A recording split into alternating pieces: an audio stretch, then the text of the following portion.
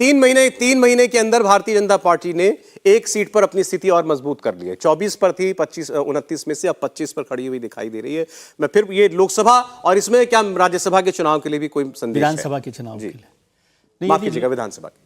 लोकसभा चुनावों के लिए तो मुझे ये बिल्कुल ठीक ही लग रहा है कि इसमें कोई ऐसी बात हकीकत के करीब है, हकीकत के करीब ही है। उसमें कोई नुकसान बहुत होने की संभावना मुझे नहीं लग रही है। मध्य प्रदेश में, मध्य प्रदेश वैसे भी भारतीय जनता पार्टी के मजबूत गढ़ में से है और प्रधानमंत्री की लोकप्रियता बहुत वहाँ पर मजबूत तरीके से दिखाई देती है। जो बात हो रही थी कनेक्ट को लेकर भी, तो प्रधानमंत्री अक्सर जो भी बात करते हैं वो एक कनेक्ट के साथ करते हैं। जैसे उज्ज्वला योजना का भी जिक्र किया, और आप याद कीजिए प्रधानमंत्री को 2014 से, जब वो प्रधानमंत्री नहीं थे, 2014 के चुनाव से आज तक करीब 10 साल हो जाएंगे, 9.5 साल हो गए, वो हमेशा एस्पिरेशनल इंडिया की बात करते हैं।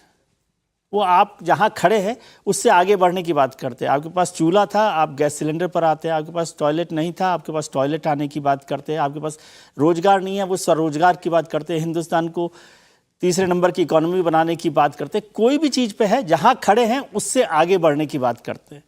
प्रियंका जी को मैं सुन रहा था, प्रियंका जी बड़ी नेता है कांग्रेस की। मैं समझता हूँ उनको कनेक्ट के लिए कम से कम वो ये कर सकती थी। मध्य प्रदेश छत्तीसगढ़ से जुड़ा हुआ राज्य है। छत्तीसगढ़ में मध्य कांग्रेस की सरकार है भूपेश बघेल की, जो आज भी दिखाई देता है मोटे तौर पे कि मजबूत सरकार खड़ी हुई है वहाँ पर। क्या वो ये नहीं कर सकती कि देखिए आप मध्य प्रदेश में छत्तीसगढ़ का उदाहरण देखिए, हमारी सरकार है, भूपेश बघेल साहब ने ये काम किए हैं।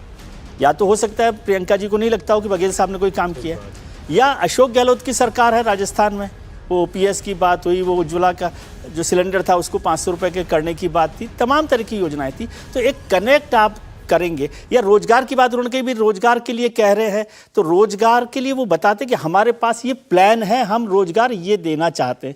और एक और चीज़ है, मुझे नहीं पता, यहाँ पर सब लोग जानते हैं, उन्होंने कहा कि राजा जा रहा है।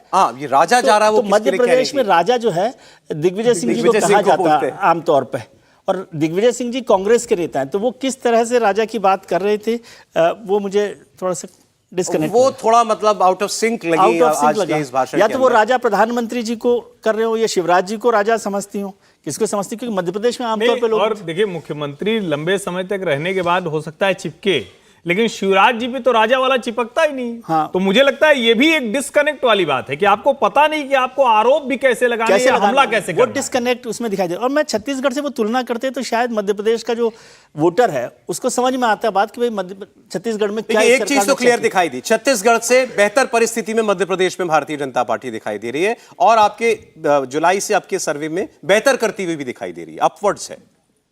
देखिए इसकी बहुत बड़ी वजह है। आप देखेंगे जुलाई के बाद जो स्थिति में परिवर्तन ये हुआ, एक तो प्राइम मिनिस्टर की एक एग्रेसिव कैंपेन वहाँ पे शुरू हुई है।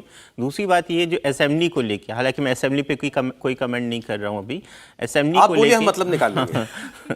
आपने देखा होगा असेंबली को लेके बीजेपी ने जैसे पूरी ताकत झोंक दी, अपने बड़े बड़े मंत्री और सांसदों को टिकट दिया है। इससे बीजेपी के फेवर में कैंपेन बढ़ रहा है। दूसरी बात आपने देखा होगा, जो हम लोग अभी तक उस मुद्दा को इस शो में छेड़े नहीं है, तमिलनाडु से जो वाकया चला था सनातन धर्म को लेके, जो एक वाकया चला था, उसका सबसे ज्यादा इफेक्ट इन राज्यों में आपको दिखेगा जहां पे भाजपा, गुजरात के बाद जो मध्य प्रदेश भाजपा के लिए एक हिंदुत्व की लेबोरेटरी है, तो वहां पे बीजेपी जहां जहां कमजोर थी, थोड़े से मार्जिन से कम हो रही थी, वो थोड़ा थोड़ा वहां आगे बढ़ती है। सनातन के मुद्दे का बज़ है लोगों के बीच में, बिल्कुल है, बिल्कुल है। उन स्टेट में जहां पे बीजेपी और आरएसएस अपने आप को एक, जो मध्य प्रदेश, जैसे मैं अभी कहा, गुजरात के बाद जो मध्य प्रदेश बीजेपी के लिए और आरएसएस के लिए वो एक लेबोरेटरी टाइप की है। वहाँ पे लंबे समय से बीजेपी शासन में, तो आप समझ सकती है बीजेपी का जो कार्यकर्ता है, आरएसएस का है, वो गांव-गांव तक है, हर जगह तक है, तो इन मुद्दों को, इन बातों को लोगों तक अच्छी तरीक़ा से पहुंचा पा रही है।